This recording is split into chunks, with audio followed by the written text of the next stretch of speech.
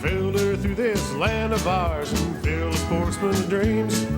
Enjoy what nature holds for us, her bounty never ends. Getting back to basics with the practical sportsman. It's always an adventure, no matter where we go. From a favorite hunting spot to the hottest fishing hole. Outdoor life we all can share with family and friends. We'll do it all together with a practical sportsman. We'll do it all together with a practical sportsman. Hello, sportsmen. Hey, if you tuned in here on November 16th to get an opening day report on deer season, which was yesterday, you got the wrong show. I'm out hunting, for crying out loud. This is the first week of deer season. We're going to have our opening day report next week. This week, we're going to talk about some questions of law and bring you some highlights from previous opening days. So stay tuned. I'm Fred Trost, and I'm hunting because I'm a practical sportsman.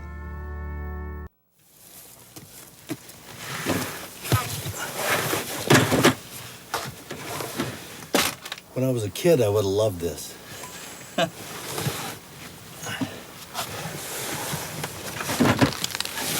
If I was going to make one improvement, I'd make that door a little bigger. But I'll tell you, the advantage that has is, from a deer walking out there, it can't see anything back here because this is all dark. So it really helps keep you hidden inside the blind, better than one that is open in the back. Another major factor is what's growing around your blind. Can you see the deer? Do you have a clear shot? If you don't, you ought to take time to make some visibility lanes. To make a long story short, it's 10 after 4. You haven't missed anything. We haven't seen anything. That's the way it goes deer hunting. But it wasn't anywhere close to being a wasted day. John, you and I had a good time in here. Yes, we did.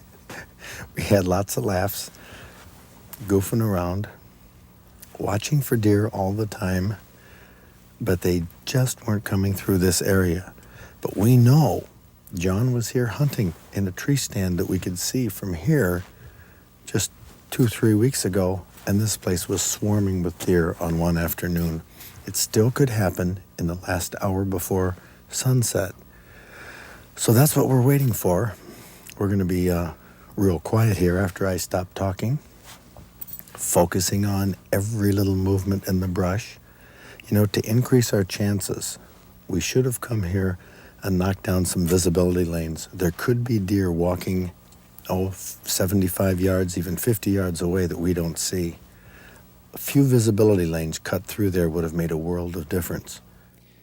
Now, just because we didn't see any deer all day, now that didn't mean that the deer weren't there. I'm not kidding. 20 seconds after you just shut the camera off, there was a deer moving in the grass. I could just see the shadow. It looked like a doe, and it should be coming across this way. If we would have tromped down that grass over there, we could have seen it. But the problem we have is limited visibility. Even though only an hour was left on opening day, John Ford decided to leave the blind and tromp down that grass that was taller than the deer. There was a well-used runway through this thicket. John used his hands and even rolled his body over the grass. Now, would his scent scare the deer? We decided to take that chance. That's no easy trick. Yeah, you can see through there. That's a lot better now. All you have to do is hit him. John's scent was 45 minutes old on that matted grass, but we could finally see deer that were using that runway, deer that we probably missed before. They could also see the decoy. It's probably looking at the decoy. So I think you can make a move. Can you see him out there?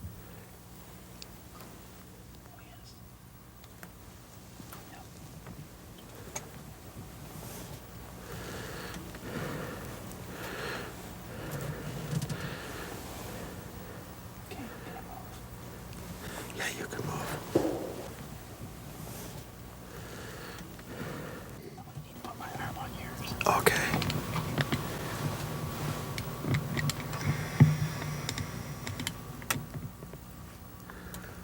Okay, I can see the two fawns.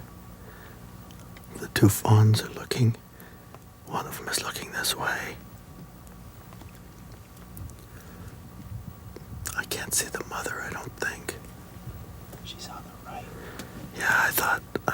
Oh, yeah. Between 2 trees. I can barely see her. Barely see her.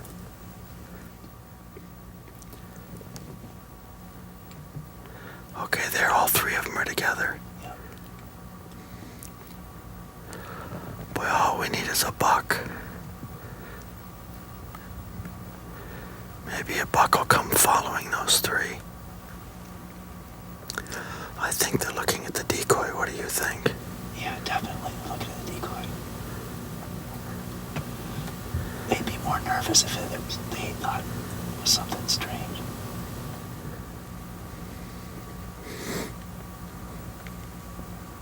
It's probably too dark in here right now for them to see us. Hell. There were 4 deer, but I don't know where the 4th one went. That's the trouble with thick grass or small saplings. Deer can walk behind them a few feet and you'd never see them. But if we would have trimmed some grass earlier, I bet we would have seen more deer that day. Boy, it's almost unfortunate that we're directly in line with the decoy. In this case, it is,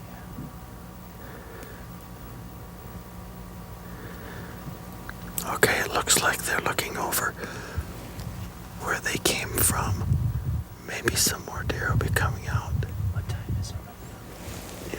It's 10 after 5. 10 after 5, we got snow coming down. The wind is blowing towards us, perfect conditions. These deer are probably only about 7 yards away. No, those deer are 50 yards away. I mean, it's perfect, except they're not bucks. Can I move at him again? Yeah, you can move at them. Now they're all looking. They're looking over to where they came from, down the trail.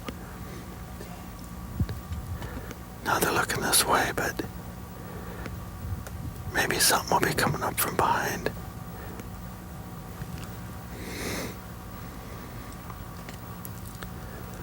Boy, you know, if you had not knocked that grass down, we couldn't have seen those deer.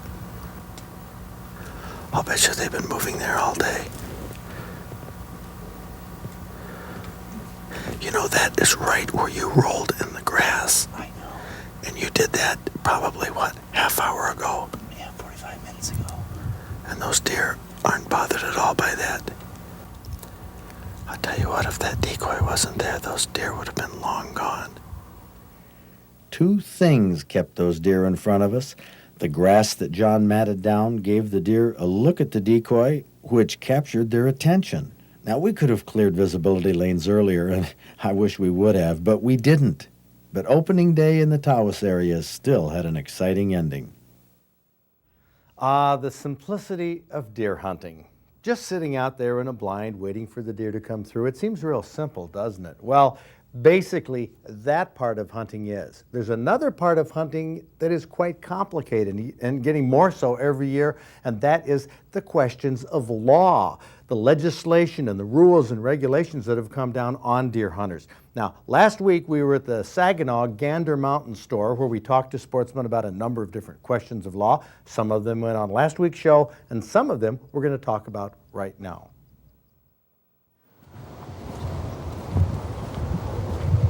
If a hunter is walking down a paved county road with a loaded gun, November 15th, is that legal? I'd say no. You'd say it's illegal? On a paved road. Unfortunately, all you win is the guide. You don't get the $5. No, it is legal to walk down a county road, a paved road, with a loaded gun looking for deer, providing that you have the license and you have permission to hunt on the sides of the road you're hunting. It's a county road. County road, paved. I hunt 2 tracks. Now we've opened up a whole new paved world for you. Yes, we have.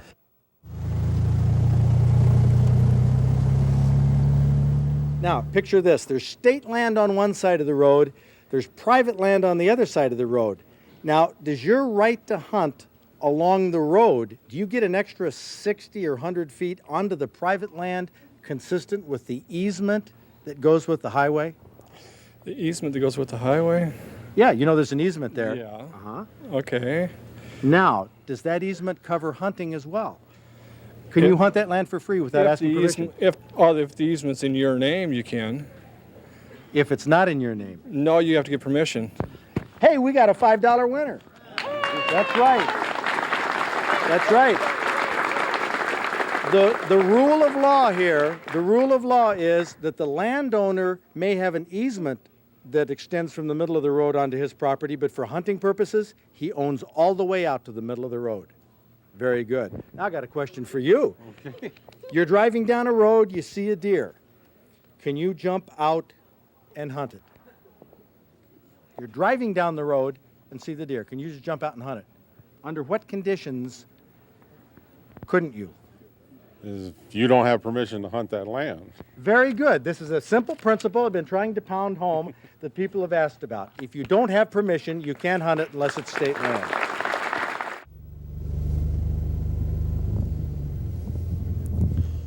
Hey, how's it going? Pretty good. Did you see anything today? No, just in my way back in to grab some lunch.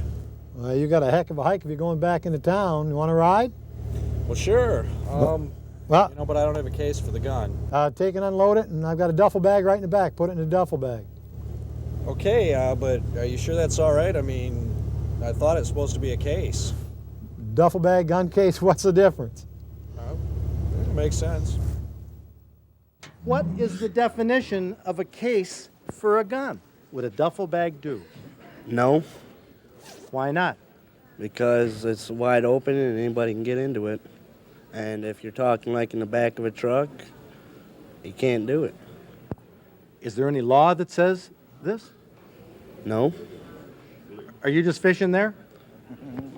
I'll tell you what, I'm going to give you the $5 on that one because you said there's no law. There you go. Take that $5. We're going to go to Sal Ghani and find out the answer.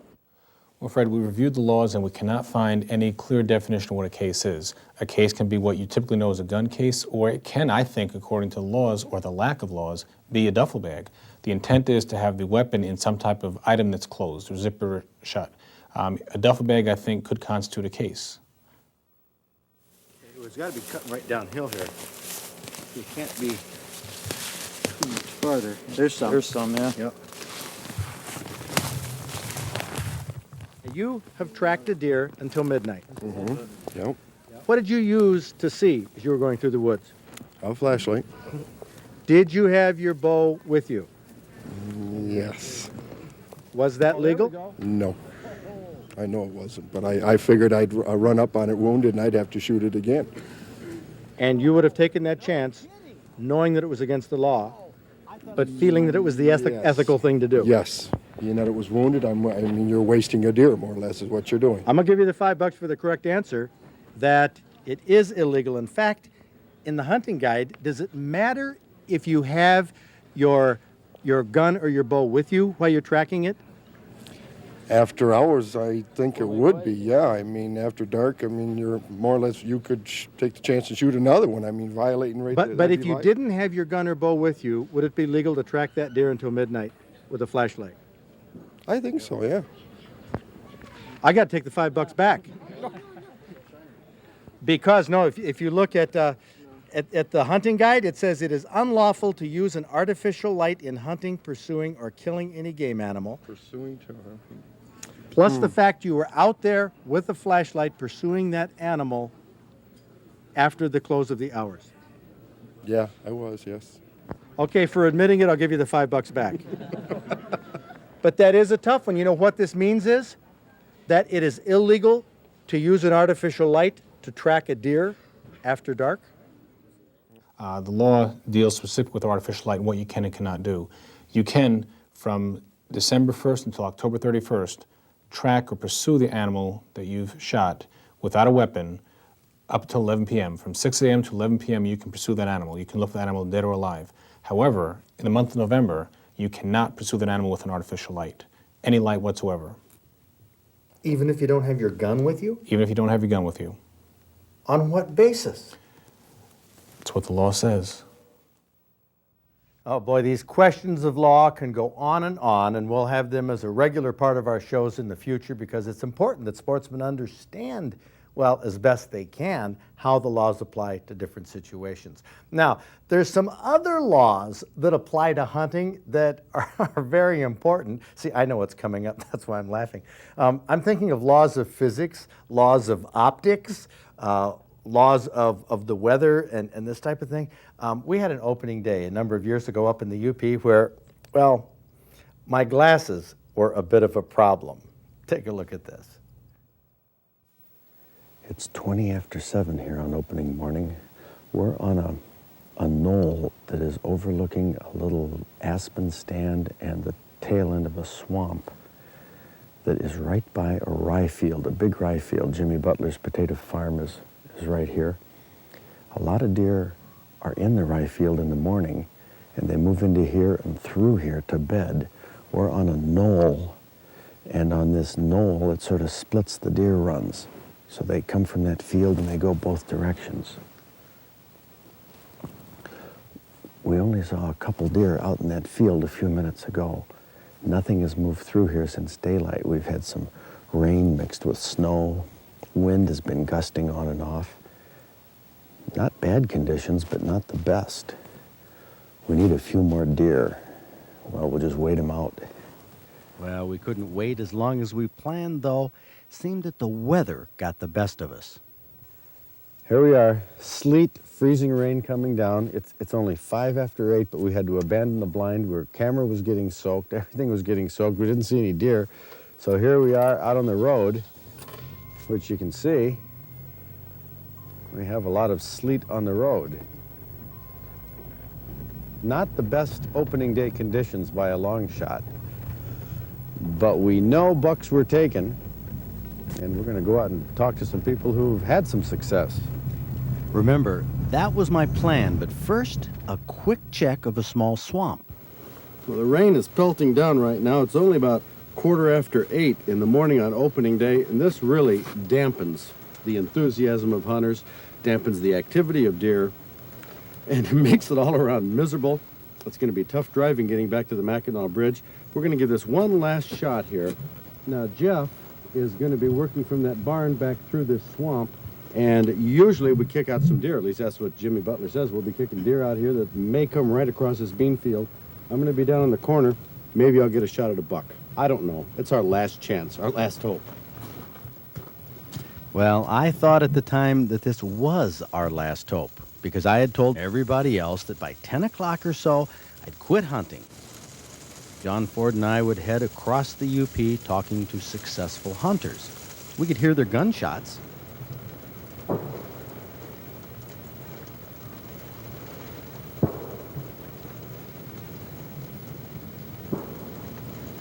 The way the rain was coming down, I was almost looking forward to this being the end of my hunt. That's when I said goodbye to Jeffrey Bickle and wished him luck.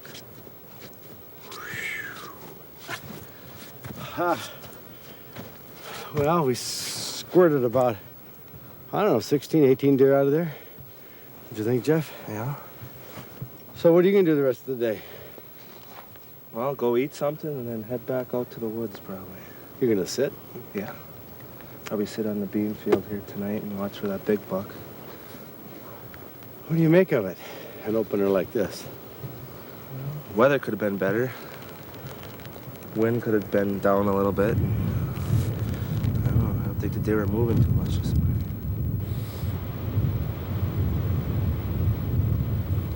True, the deer weren't moving as much as they had been a week earlier, or even as much as they'd move if the weather was better. But before we started towards the Mackinac Bridge, John and I decided to take my gun and his camera to the edge of a rye field, just for an hour or two. Even though the rain would pelt down between drizzling spells, we found the deer were active in the late morning. And since visibility was poor with the haze, I'd check for antlers through my rifle scope. Only one thing was bothering me, besides the fact that by now we were supposed to be on the road for this TV report, the problem of looking at deer through glasses that would get covered with water droplets little by little, and finding the same problem with my rifle scope that would also fog up if I closed the lens caps. Well, you can see deer okay with rain-covered glasses, but that's not the problem. The problem is, can you see antlers on deer when you have raindrops on your glasses? That's where I had great difficulty. And when you have only a buck tag, you had better be darn sure that deer has antlers before you shoot. The wind was perfect. We were downwind from the deer, but it also meant the drizzle blew towards us, and I had to clean off my glasses and my scope quite often. Unfortunately, I didn't clean them often enough. I had been watching a doe and her 2 fawns walking down the field, and here they are, and I told myself there was no need to clean my glasses. The rain was coming down too hard. Obviously a doe and 2 fawns. Didn't realize that John was having as much trouble with his camera viewfinder, and he even went to a super telephoto.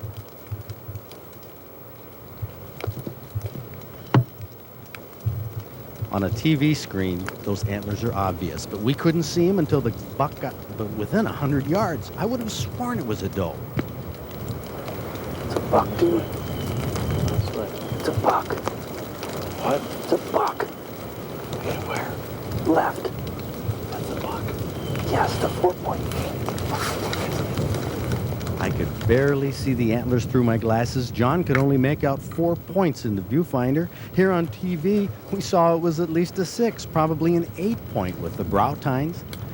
By the time my rifle scope was wiped off and up to my shoulder, that buck, that big buck, the biggest buck I had ever seen on an opening day with a gun in my hand, had sauntered away. Right in front of me and all of you folks.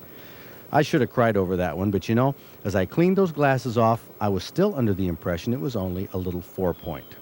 Well, we decided not to leave this spot right away. In fact, we moved down the field a couple 100 yards because it seemed that more deer were coming into the southwest corner of this rye field from an adjoining swamp and aspen stand. Pretty tough visibility as it got dark and the weather closed in, but I checked every deer with clean glasses and a clean rifle scope. Time flashed by, it was getting later and later, but deer kept coming into the field, and there was no way another buck was going to slip by. I mean, no way. What would you do in a circumstance like this? I know what I did. I changed my plan.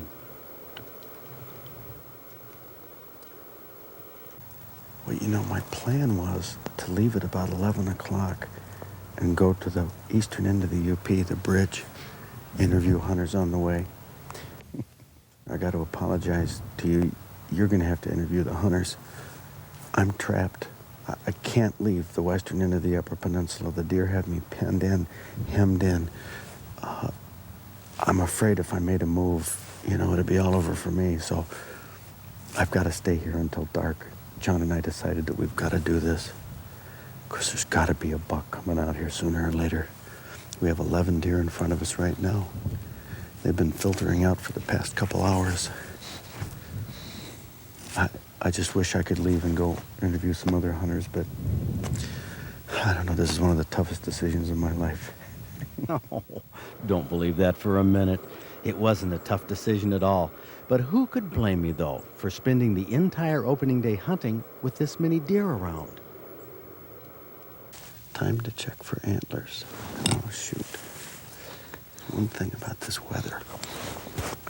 Keeps fogging up the scope. Gotta wipe it off all the time.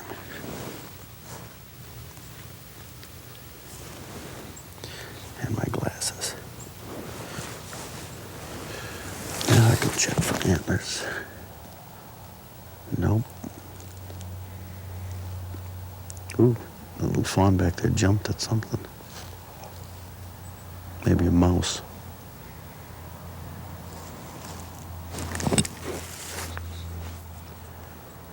Not an antler in the group. Well, I waited right down to the end, last light, cleaning off my scope, wiping off my glasses, checking for antlers on every deer that stepped into the field, rechecking every deer 2 and 3 times. That big buck taught me a lesson. The same lesson I learned over and over on opening day. Don't take anything for granted, or that big buck will slip away once again.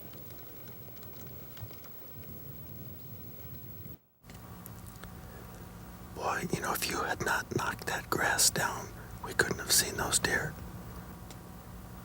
I'll bet you they've been moving there all day. You know, that is right where you rolled in the grass. I know. And you did that probably, what, half hour ago? Yeah, 45 minutes ago. And those deer aren't bothered at all by that. I'll tell you what, if that decoy wasn't there, those deer would have been long gone. Two things kept those deer in front of us. The grass that John matted down gave the deer a look at the decoy, which captured their attention. Now, we could have cleared visibility lanes earlier, and I wish we would have, but we didn't. But opening day in the Taos area still had an exciting ending.